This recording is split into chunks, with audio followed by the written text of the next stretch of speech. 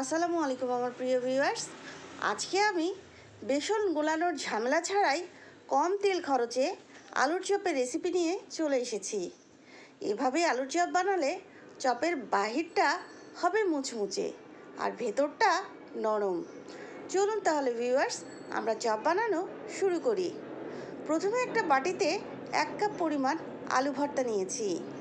এখন এর মধ্যে দিয়ে দিচ্ছি 2 টেবিল চামচ পরিমাণ পেঁয়াজ কুচি, 2টা কাঁচামরিচ কুচি, 1/4 চা চামচ ভাজা জিরা গুঁড়া, 1/4 চা চামচ শুকনো মরিচ গুঁড়া, 1/4 চা চামচ চাট মশলা গুঁড়া, 1 টেবিল চামচ কর্নফ্লাওয়ার, 1/2 চা চামচ লবণ আর 1.5 টেবিল চামচ ধনেপাতা কুচি। এখন সব উপকরণগুলো খুব ভালোভাবে আলুর সাথে মেখে নিচ্ছি। আলু মেখে নেওয়া হয়ে গেছে। আলুর চপের জন্য ডো রেডি।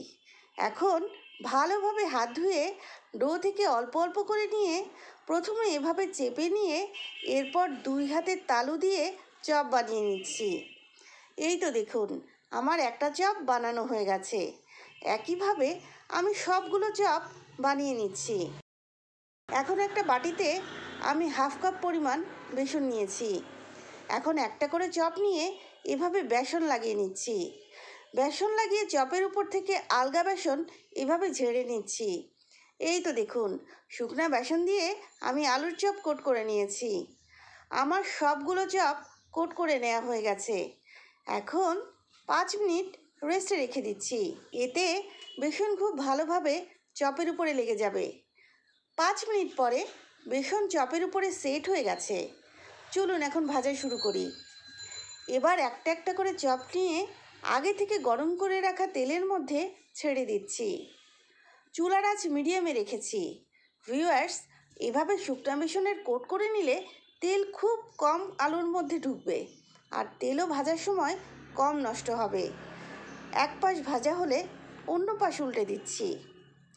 এখন উল্টে পাল্টে নিজেদের পছন্দ মতো কালার করে ভেজে নিন। চপের কালার যখন এরকম ব্রাউন হবে তখন তেল ছেঁকে তুলে নিচ্ছি। আমার সবগুলো চপ ভাজা হয়ে গেছে।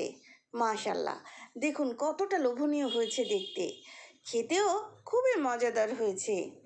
এই রোজায় আমার রেসিপি ফলো করে একবার বানিয়ে দেখতে পারেন।